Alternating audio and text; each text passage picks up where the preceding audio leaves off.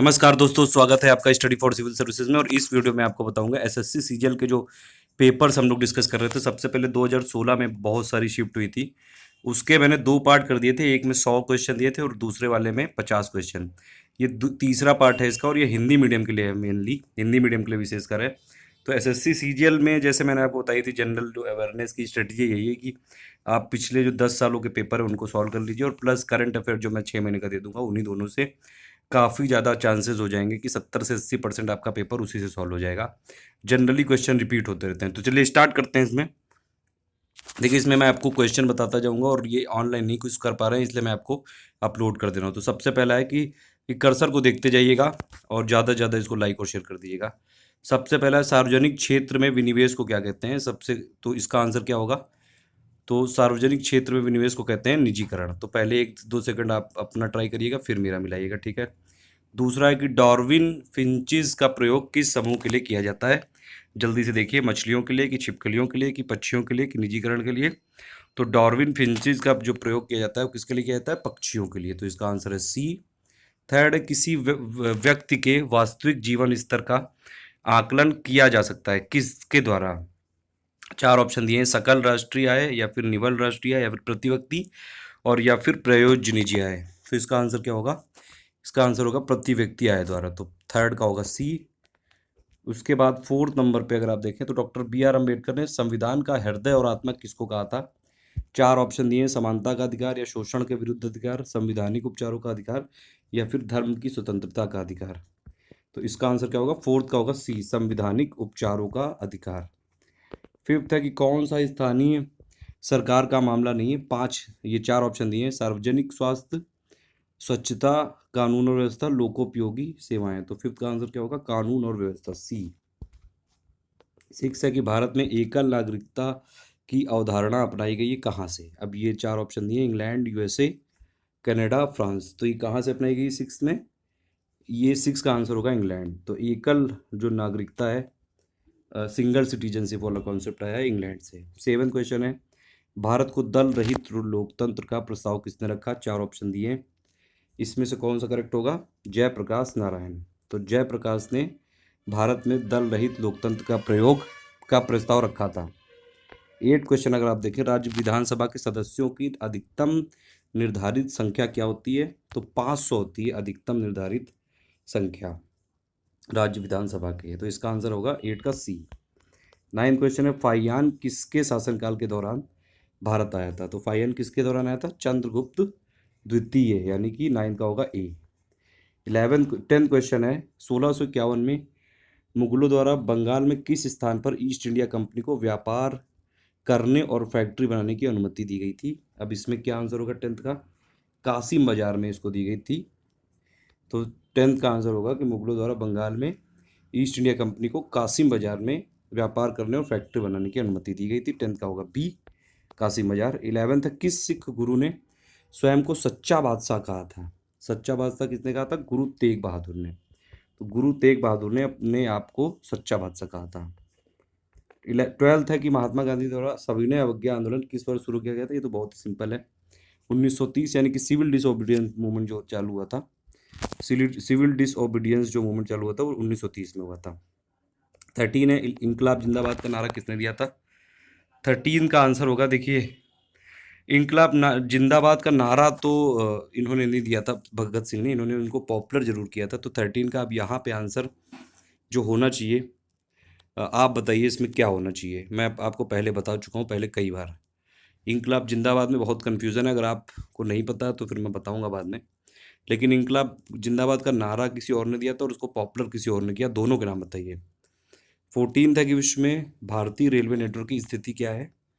तो इंडिया की जो पोजीशन है पूरी दुनिया में रेलवे में, वो सेकंड नंबर पे है, दूसरी। फिर 15 है, प्राचीनतम अंतर्राष्ट्रीय एयरलाइन कौन सी है? ये है उप के एल एम, ये डच के एल एम है ये, ठीक है। ए आंसर है इसका, डी वाला इसमें नहीं आ पाया क्लियर, तो ए आंसर होगा इसका। 16 है कि दीव एक द्वीप है, कौन सा? ये जो दमन एंड दीव है ये गुजरात से हट कर है ये, तो सी आंसर होगा 16 का। 17 है, सागर कौन सा है जो भूबद्ध है, मतलब चारों तरफ से लैंड लॉक्ड है? वो है अरल सागर। यानी कि 17 का होगा डी।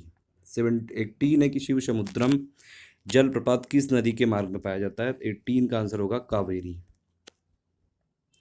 ठीक है, ये मैं बता चुका हूँ ऐसे आपको एक पूरी लिस्ट, एक बार और दे दूंगा आपको डैम्स की पूरी लिस्ट, जिससे आपको एसएससी के लिए काफ़ी इंपॉर्टेंट रहे। 19 है कि पुष्प की सुखाई गई कलियों का प्रयोग मसाले के रूप में किस किया जाता है? कौन है इनमें से? तो लौंग का यूज़ किया जाता है इसमें। लौंग के पुष्प की सुखाई गई कलियों का प्रयोग मसाले के रूप में किया जाता है, तो इसका होगा 19 का सी। ये व्हाट्सएप ग्रुप है ये, और इसमें वैसे तो यूपी पीसीएस के लिए है, लेकिन आप एसएससी के लिए भी चाहें तो ज्वाइन कर सकते हैं, चार्जेस अप्लाई हैं इसमें, दिस इज़ नॉट फ्री। 20 है इसमें, जन्म के बाद मानव के किस ऊतक में कोई कोश का विभाजन नहीं होता? इसका आंसर है जनन, तो जनन में कोई विभाजन नहीं होता, 20 का होगा डी। 21 है डीएनए अंगुली छाप का प्रयोग किस पहचान के लिए किया जाता है? किसकी पहचान के लिए किया जाता है? तो 21 का होगा उपयुक्त सभी, मतलब माता पिता के लिए भी, बलात्कारी, चोर और इन सब के लिए भी, तो उपयुक्त सभी होगा 21 का डी। 22 है मानव रुधिर में कोलेस्ट्रॉल का सामान्य स्तर कितना होता है? तो ये कितना होता है? 120 से 140 मिलीग्राम परसेंट। ठीक है, तो इस हिसाब से आप देख लीजिए, 22 का होगा बी। फिर 23 कौन सा नियंतापी प्राणी है? तो ये कौन सा है? वेल शार्क, तो 23 का होगा बी।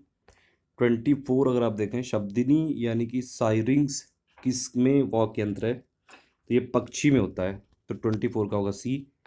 25 है नाभिकीय विखंडन के दौरान श्रृंखला अभिक्रिया को नियंत्रित करने के लिए न्यूट्रॉन का जो प्रयोग किया जाता है, का अवशोषित करने के लिए किसका प्रयोग किया जाता है? तो 25 का आंसर होगा इसमें बोरॉन।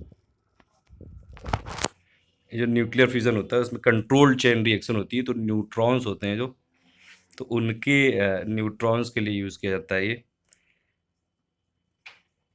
बोरॉन का यूज़ किया जाता है अवशोषण करने के लिए। ठीक है, 26 हाइड्रोजन बॉम्ब किस सिद्धांत पर आधारित है? तो 26 का आंसर होगा अनियंत्रित संलयन अभिक्रिया, तो इसका आंसर कौन सा होगा? डी। देखिए, हाइड्रोजन बॉम्ब वैसे न्यूक्लियर फ्यूज़न पे आधारित है, और जो न्यूक्लियर फिजन है, जो जिससे हम लोग को न्यूक्लियर एनर्जी मिलती है, जो आपने देखा होगा न्यूक्लियर प्लांट लगाए जाते हैं, वो होता है न्यूक्लियर फिजन। और जो बॉम्ब है हाइड्रोजन, ये है फ्यूज़न पे बेस्ड है। फ्यूज़न मतलब होता है कि दो छोटे छोटे हाइड्रोजन के एटम मिल के हीलियम बनाते हैं और बहुत सारी एनर्जी रिलीज कर देते हैं, तो वो होता है फ्यूज़न, मतलब फ्यूज़ करते हैं। फिजन में कंट्रोल फिजन जो चेन रिएक्शन होती है वो यूज़ होती है न्यूक्लियर फिजन में, जब न्यूक्लियर एनर्जी का प्रोडक्शन किया जाता है। तो जितने भी न्यूक्लियर प्लांट हैं वो न्यूक्लियर फिजन बेस्ड है, ये आप याद रखिएगा। और प्लस जो न्यूक्लियर बॉम्ब होता है वो भी फिजन पे ही बेस्ड होता है, हाइड्रोजन बॉम्ब सिर्फ फ्यूजन बेस्ड, और प्लस जो सन की जो प्रोसेस होती है, सनलाइट जो सन में गर्मी उत्पन्न होती है, वो सब फ्यूजन बेस्ड है। ठीक है, 27 अगर आप देखें तो 26 का आंसर कौन सा होगा? डी। 27 है क्षोभ मंडल वायुमंडल का सबसे तप्त भाग है क्योंकि, तो इसमें आपको आंसर बताना है, यह पृथ्वी के पृष्ठ में तप्त हो जाता है, तो 27 का होगा सी। 28 है सूर्य की बाहरतम परत को क्या कहते हैं? ये क्वेश्चन कई बार आ चुका है पहले भी, प्रकाश मंडल बोलते हैं इसको, बी होगा इसका आंसर। 29 भारत का पहला कंप्यूटर कहाँ स्थापित किया गया था?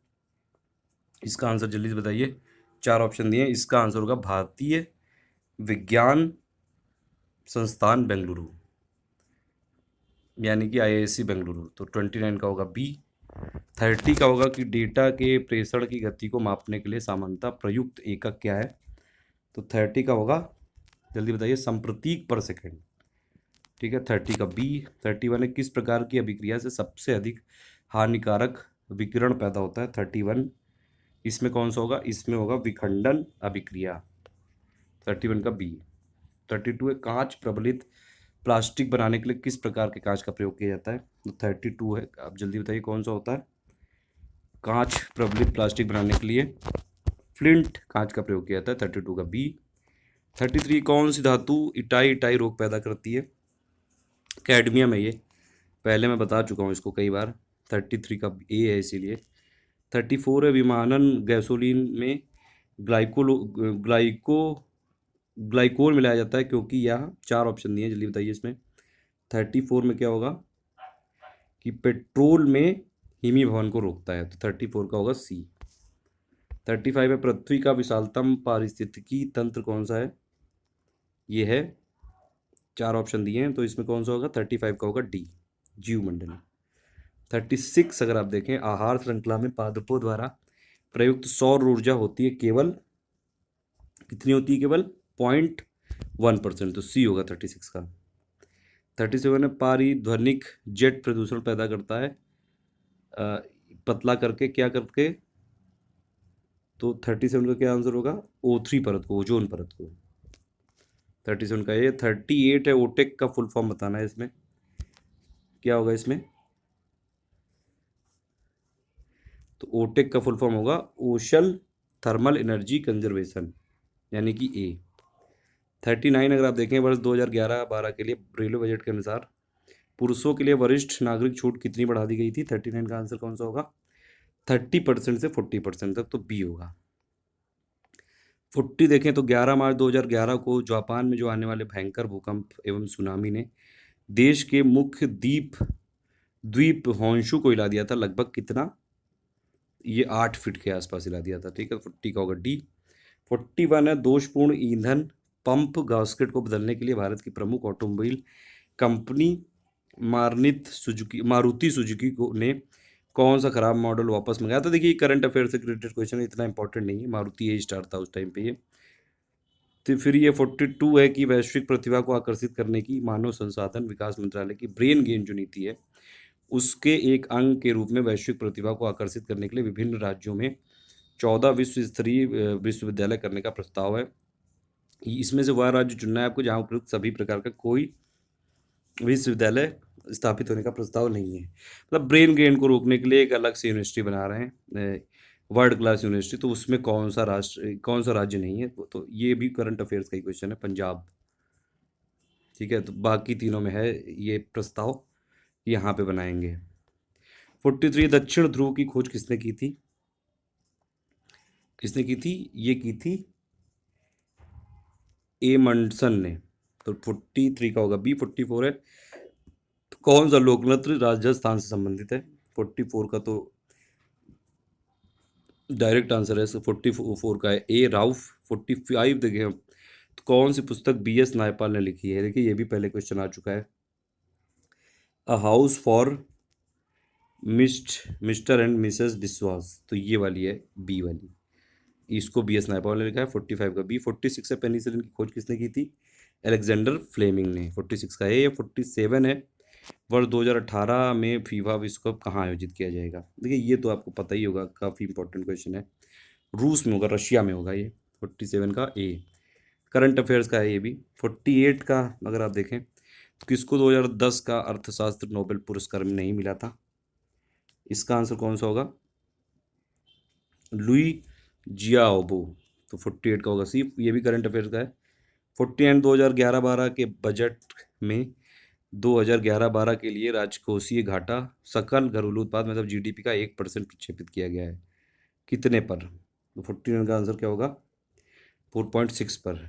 50 क्वेश्चन है, वित्त मंत्री द्वारा 28 फरवरी 2011 को अपने बजट भाषण में की गई घोषणा के अनुसार राज्यों को अपने स्टाम्प और पंजीकरण के प्रशासनक के आधुनिकीकरण में सहायता करने की दृष्टि से विभिन्न राज्यों के सभी जिलों में स्टाम्पिंग आरंभ होने की आशा है।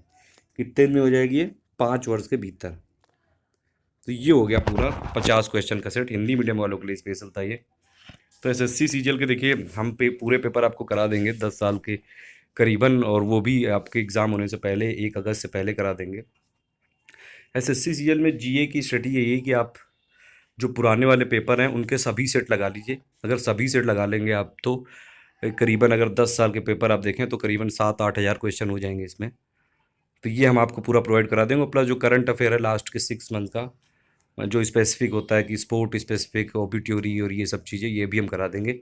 इसीलिए मैंने एक सीरीज़ भी चालू की दिसंबर से लेके अप्रैल तक की जो करंट अफेयर है, और उसके बाद फिर मई वाला भी दे रहा हूँ, तो वो आप फॉलो करते रहिए। उससे SSC का GA वाला जो पोर्सन है उसमें हो जाएगा। Thank you for listening. Please do like and share, ज़्यादा से ज़्यादा इसको शेयर कर दीजिएगा।